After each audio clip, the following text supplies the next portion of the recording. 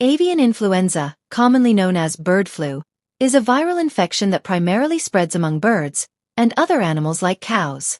The most prevalent subtypes of influenza A, such as H7N9, H5N1, and H5N6, are classified based on the specific proteins found on the virus's surface. Infected birds shed avian influenza viruses through their saliva, mucus, and feces, with some strains leading to severe illness and fatalities in domestic poultry such as chickens, ducks, and turkeys. This serious poultry disease requires a prompt response due to its highly contagious nature.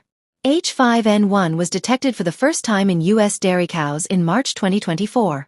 While bird flu infections in humans are rare and not typically contagious, certain risk factors increase the likelihood of transmission.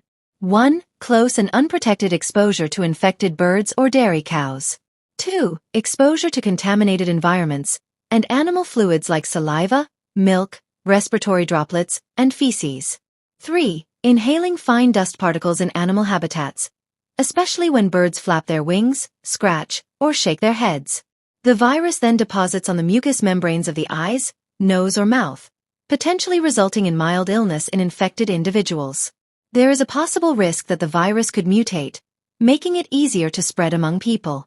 Symptoms include conjunctivitis, muscle aches, sore throat, runny nose, pneumonia, and respiratory failure, although fever may not always be present.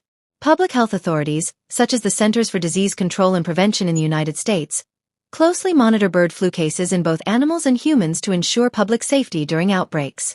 Diagnosing a bird flu virus infection typically involves taking a throat or nasal swab or a swab from the conjunctiva of the eye.